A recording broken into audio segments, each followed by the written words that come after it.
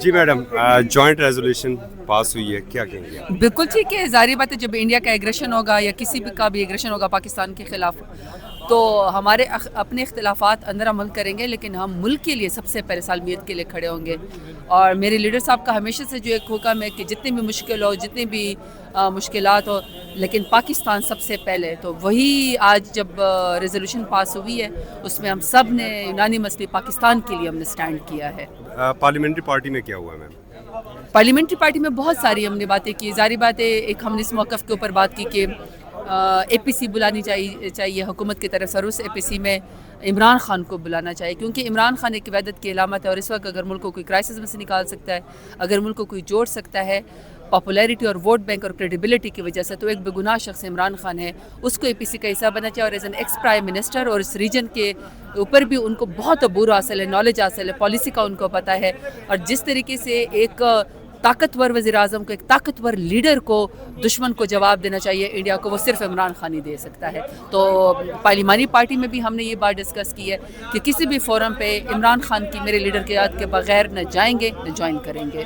پارلیمانی پارٹی میں آج ایک یہ بھی فیصلہ ہوا ہے، چونکہ ملاقاتیں نہیں کرنے دی جا رہی تو آپ احتجاج کریں گے پارلیمان میں، تو وہ کیا کل سے شروع کریں گے آپ احتجاج؟ ابھی تو ظاہری بات ہے جو نارمل ایجنڈا وہ ادھر تو سسپینڈ ہے. اس میں سارے یہ پلگام واقعے پہ اور پاکستان کی سالمیت کے لیے تمام ہم سب اکٹھے ہوئے ہیں.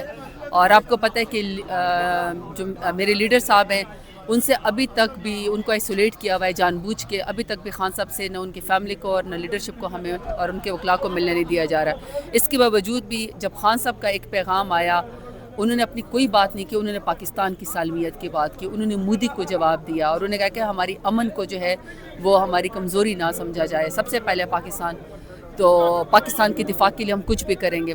تو اس کے لیے ظاہری بات ہے آج یہ جو نارمل سیشن ہے وہ نہیں ہو رہا. اس کے اوپر ہر پارلیمنٹرین بات کرنا چاہتا ہے، انڈیا کے ایگریشن کے اوپر بات کرنا چاہتا ہے. اور انڈس واٹر ٹریٹی کو باقاعدہ ایک جنگ ہے نا، انہوں نے ہمارے اوپر ایک واٹر ٹیررزم کر دی، ایک جنگ انہوں نے کر دی ہے انڈس واٹر ٹریٹی کو سسپینڈ کرنے کی.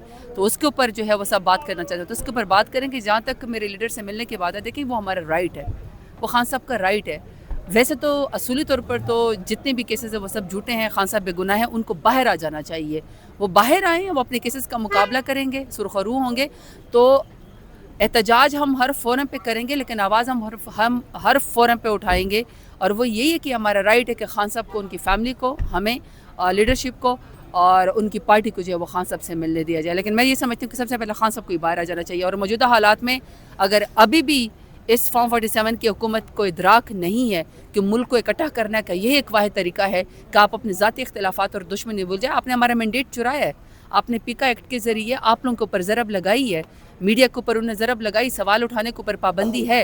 اسی طریقے سے 26 آئینی ترمیم کے اوپر جو ہے وہ جوڈیشری کو انہوں نے انڈرمائن کیا ہے. لیکن یہ جب پاکستان کے خلاف ایگریشن کا ہے، جو انڈیا جس طریقے سے پاکستان کے اوپر اٹیک کرنا چاہ رہا ہے اور انڈس واٹر ٹریٹی کو ختم کرنے کے، تو انہوں نے ویسی ایک اٹیک آپ کے اوپر کر دیا ہے. تو ایسے میں اگر حکومت نے ہوش کے ناخن نہیں لینے، خان صاحب کو باہر نہیں نکالنا، تو پھر یہ کب قوم کو جو ہے وہ اکٹھا کریں گے؟ تو خان صاحب کو ہی باہر آ جانا چاہیے. Thank you.